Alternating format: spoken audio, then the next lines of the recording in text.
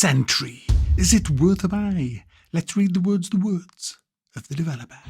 Sentry is an action defense first-person shooter where you defend your spaceship against invading aliens. Plot an escape route through hostile space and battle the enemy across your vessel with the support of traps, turrets, and environmental destruction. Guys, this is a very addictive, albeit quite short, fun game that's just come out into early access.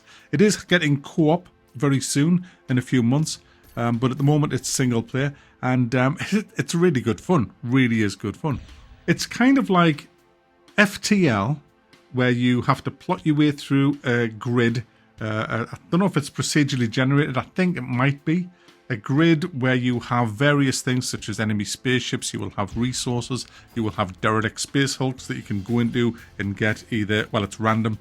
You get a weapon or a deployable or some resources.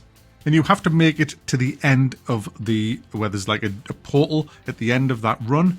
And after a while, spaceships will be deployed to chase you through there, and missiles. So you can't afford to mess around too much in this area. You've got to try and just make a point from A to B, get across. Sometimes you've got a bit of time to deviate to get a few more resources, or just to check out that derelict spacecraft. You can also get extra sentries, which I'll come to in a second, in the form of life pods that you can find. But essentially, you've got to get across there to the portal, and then you'll be given another one to get across, which is even bigger and more elaborate.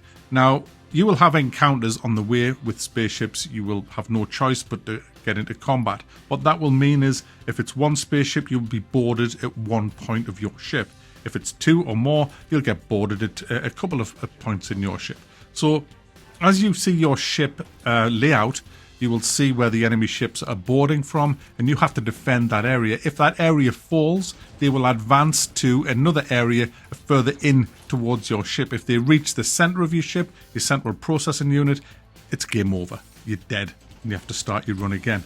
There isn't any kind of like roguelike element, except for the fact that if you do complete a run to a portal, all the blueprints that you unlocked by visiting derelict ships, you still have them blueprints, and you just have to unlock them with resources. Now, the combat itself is really good fun. It's a first-person shooter primarily. This is what you'll be doing most of the time. You've got to run around your ship, placing traps with the limited resources that you have. The enemy will start coming in after a short while. If you let them in early, you'll get a bit of a bonus to resources, but you won't have as much time to put your traps down. This is the tower defense bit. It's a bit like Sanctum, actually. If they reach the exit door to the next part of your ship, well, you will get penalized. Even if you win that level by how many got through, you'll get less reward for that in the form of scrap. So it's important to try and keep a clean sheet so you can get your maximum amount of scrap that you'll need to upgrade your weapons and upgrade your traps, which I'll come to in a second.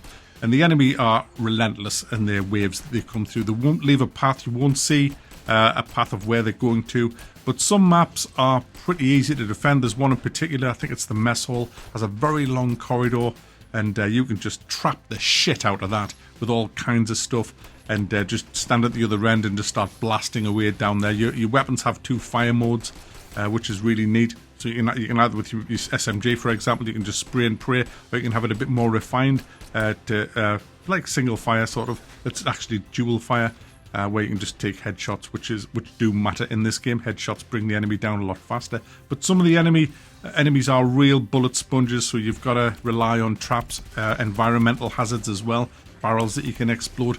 And coolly, you can shoot out the windows of your spaceship and suck the enemies out into space. About 2 seconds that lasts, and then a screen comes down to obviously stop all the oxygen and you being sucked out of the ship. It's really good fun, though. It's really, really good fun. And you kind of just want to do one more run. You can save and exit at any point, so you don't have to keep playing until the run's over. If you have to leave, you can just leave. It's really neat that you can do that. And at the end of the run, you'll be given a reward, and then you will get on with the next run, where it has better weapons, better deployables, and tougher enemies. There is the upgrade system, which is really neat. Everything that you use has a kind of perk tree, which costs resources, obviously. Research resources are very hard to come by, so you have to really think about what kind of build you want, because you can't upgrade everything. You can have a look ahead on the perk tree to see what it'll unlock further on, and just kind of work yourself out a build on what traps you prefer, what works best for your playstyle, and then away you go. Now, as I said, you're getting chased across the map, so it does get a bit hectic. It's a very stressful game, actually, because everything's timed. And the levels themselves are quite complex. There's little secret passages to get from one point to another.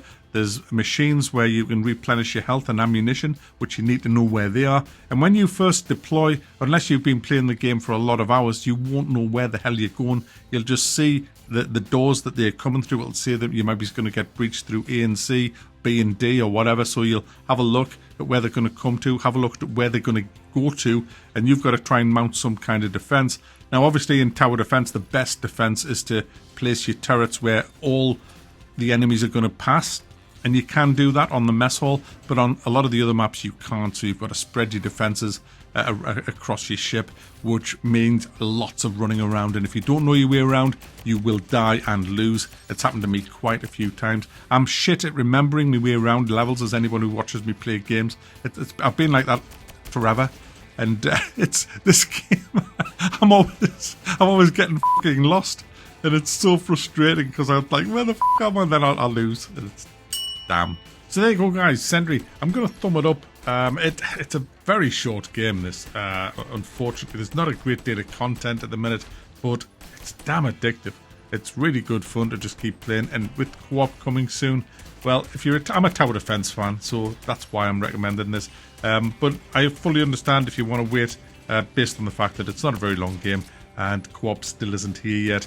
So that's fair dues, I would say. But I'm giving it a thumb up because I just love it.